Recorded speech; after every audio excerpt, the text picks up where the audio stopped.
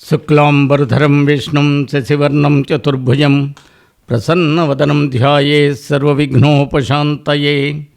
గురుబ్రహ్మా గురుర్విష్ణుః గురుర్దేవో మహేశ్వరः గురుస్సాక్షాత్ పరం బ్రహ్మ తస్మై శ్రీగురవే నమః. వ్యాసం వసిష్ఠనప్తారం శక్తేః పౌత్రమకల్మషం పరాశరాత్మజం వందే సుఖతాతం తపోనిధిం.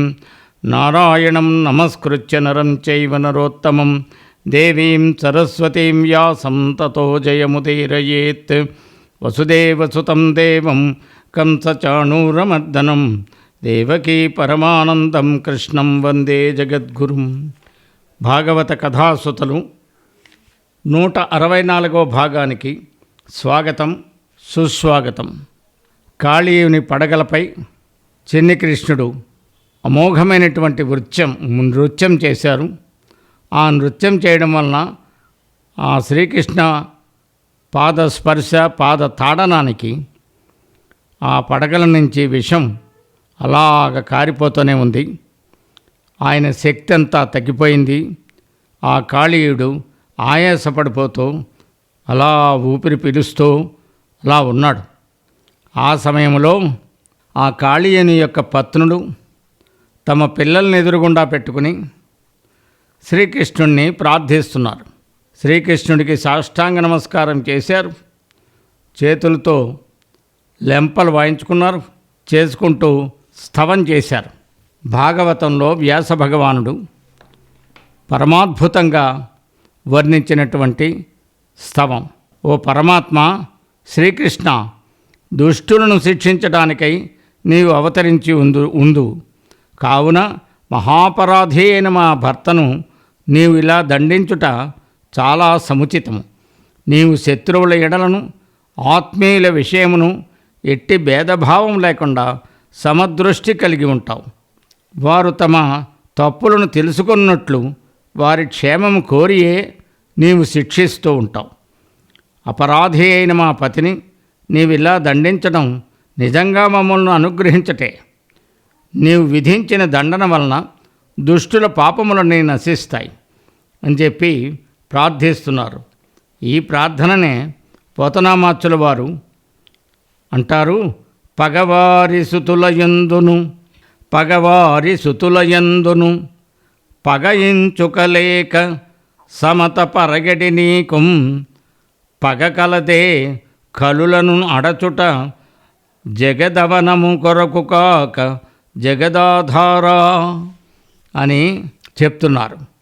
ఆ నాగపత్నులు ఆ కాళీయుని చూసి శ్రీకృష్ణుడితో అంటున్నారు, మా పతి ఎంత పుణ్యం చేశాడో, ఎన్ని తపస్సులు చేశాడో అని చెప్తున్నారు. ఎట్టి తపంబు చేసెనుకో, ఎట్టి సుకర్మముల ఆచరించెను, ఎట్టి నిజంబు పల్కెనుకో, ఈ ఫణి పూర్వభవంబునందు మున్నెట్టి మహానుభావులకు ఎన్నడు చేరువగాని నీవు నేడిట్టి వినోదలీలం తలకెక్కి నటించెదవి. ఫణీంద్రుపై తను ఎంతో పుణ్యం చేసుకున్నాడు. నీవు అతని తలపైన నృత్యం చేశావు. మహానుభావులకి యోగేశ్వరులకి దక్కని పాదస్పర్శ నా భర్తకి లభించింది, మా భర్తకి లభించింది. కానీ నా భర్తను రక్షించి క్షమించి అనుగ్రహించి మమ్మల్ని కరుణించు అని చెప్పి చెప్తూ స్తోత్రం చేస్తున్నారు. మనం వ్యాస భాగవతం అంటే మూలంలోంది శ్లోకాలు కొన్ని శ్రవణం చేద్దాం. నమస్తుభ్యం భగవతే పురుషాయ మహాత్మనే భూతావాసాయ భూతాయ పరాయ పరమాత్మనే జ్ఞాన విజ్ఞాన నిధయే బ్రహ్మణేనంతశక్తయే అగుణాయ వికారాయ నమస్తే ప్రాకృతాయ చ కాలాయ కాలనాభాయ కాలావయవ సాక్షిణే విశ్వాయ తదుపదృష్టే తత్కర్తే విశ్వహేతవే. త్రిగుణాతీతుడువైన నీకు షడ్వికార రహితుడువు నీవు కనుక నీవు పరబ్రహ్మవు.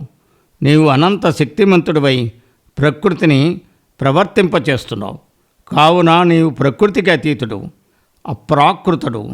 అందువలన నీవు కాలస్వరూపుడు, కాలశక్తికి నీవు ఆశ్రయుడు.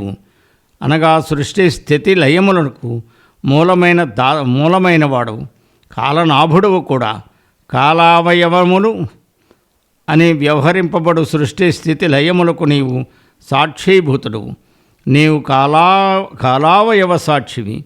నీవు విశ్వస్వరూపుడవు అనగా విరాట్ రూపుడవు, విశ్వద్రష్టవు, విశ్వమును సృజించేవాడువి, విశ్వమునకు కారకుడవు.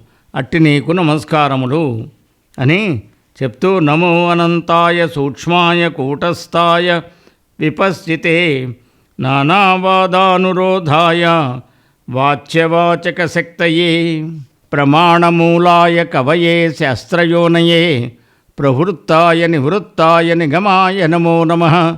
నమః కృష్ణాయ రామాయ వసుదేవసుతాయ చ ప్రద్యుమ్నాయ అనిరుద్ధాయ సాత్వతాం పతయే నమః. నమో గుణప్రదీపాయ గుణాత్మఛాదనాయ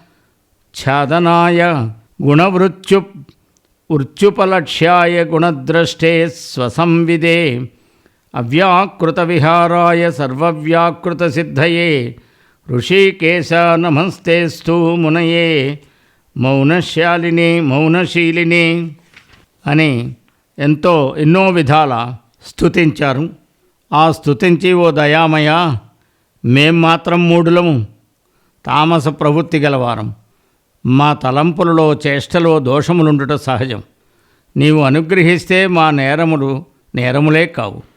రాజులు ఒక్కొక్కప్పుడు నేరములు చేసిన తమ ప్రజలను క్షమిస్తూ ఉంటారు కదా. అలాగే తల్లిదండ్రులు తమ కుమారుల దోషములను పట్టించుకొనరు కదా. నీవు జగత్ప్రభుడవు, జగత్పితవు కనుక మూఢుడైన మా భర్త నీ మహాత్మ్యమును ఎరుగక చేసిన అపరాధాలన్నీ క్షమించమన్నాడు. మమ్మల్ని రక్షించు, పతిభిక్ష పెట్టు. మా భర్త మేము నీకు దాసులము. మేము ఏం చేయాలో మమ్మ ఆజ్ఞాపించుము. నీ ఆజ్ఞను శ్రద్ధగా మేము శిరసావహిస్తాం. అన్ని భయముల నుండి విముక్తులు అవుతాం. అప్పుడు శ్రీశుకుల వారు అంటున్నారు, ఓ పరీక్షణ్ మహారాజా, కాళీయుని భార్యలు ఇట్లు పెక్కు భంగుల శ్రీకృష్ణుని ప్రస్తుతించారు. అంతట వారి మొరలను ఆలకించి కృపానిధియగు స్వామి తన పాదఘట్టనము వలన పడగలన్నీ నుగ్గునుగ్గైపోతే మూర్ఛితుడై ఉన్న కాళీయుని కనికరించాడు. కనికరించాక ఆ కాళీయుడు కూడా స్పృహలోకి వచ్చి ఓ పరమాత్మ అని చెప్తున్నాడు. మేమంతా దుష్టులం, పుట్టుకతోటనే దుష్టులం, తమోగుణ ప్రధానులం. మా సర్పజాతికి కోపం ఎక్కువ, అది చిరకాలంలో కొనసాగును. ప్రాణులకు తమ స్వభావమును విడిచిపెట్టుట దుర్లభం, అది దుస్త్వజము. ఏలన్నా అసత్తునందలి ఆగ్రహమే ఇందుకు కారణం. దేవా, వివిధములకు భావ వికారములు, ఆకారములు, శక్తులు, ప్రాణులు పుట్టుకలకు కారణములకు బీజములు, బలపరాక్రమములు, స్త్రీ పురుష క్షేత్రములు మొదలగు వాటితో కూడిన సకల లోకములను నీవే సృష్టించావు. మా సర్పజాతి ఎంతయో నీ సృష్టిలో భాగము. సహజంగానే మేము మిగుల కోపస్వభావం కలవారం. నీ మాయ అధిగమింపరానిది, దానిని దాచుటకు మేమెంతవారం. జగన్నాథుడవైన నీవే ఈ అన్నింటికి కారణము. నీకు తెలియందేమీ లేదు. కాపాడదలిచినచో మమ్ము కనుకరింపు, లేనిచో శిక్షింపు అని ప్రార్థించాడు. ఆ ప్రార్థనను ఆలకించిన శ్రీకృష్ణుడు, ఓ కాళీయుడా, నీవు ఇచ్చట ఈ మడుగులో ఒక్క క్షణం కూడా ఉండకూడదు. కావున నీవు నీ సర్పజాతి వారు భార్యాపుత్రులతో కూడి వెంటనే సముద్రంలో ప్రవేశించు. ఇక మీదట గోవులు, మానవులు ఈ నదీ జలమును నిర్భయంగా సేవింపగలరు. నేను నీకు ఇచ్చిన ఆదేశమును ఉభయ సంధ్యలందును స్మరించిన వారికి, కీర్తించిన వారికి సర్పభయం ఉండదు. నేను నీ కాళీయ హ్రదములో ఈదులాడి తిని ఈ విధముగా పరిపూతమైనటువంటి ఈ మడుగునందు స్నానమునర్చి ఈ జలములలో దేవతలకు, పితృదేవతలకు, ఋషులకు తర్పణం విడిచినవాడు, ఉపవసించి నన్ను స్మరించుచూ ఆరాధించిన వారును సకల పాపముల నుండి విముక్తులవుతారని శ్రీకృష్ణుడే ఫలశ్రుతిగా చెప్తున్నారు. నీవు గరుత్మంతునకు భయపడి రమణక ద్వీపము నుండి వచ్చావు, ఈ హ్రదమును ఆశ్రయించావు. ఈ సందర్భమున నా పాద చిహ్నములు నీ పడగలపై ముద్రితమై ఉన్నందున ఇక మీదట గరుత్మంతుడు నిన్ను ఏ విధముగానూ బాధింపడు అని కాళీయుని అనుగ్రహించి ఆజ్ఞాపించారు. తర్వాత విషయాలు వచ్చే భాగంలో తెలుసుకుందాం. సర్వం శ్రీకృష్ణార్పణమస్తు. స్వస్తి.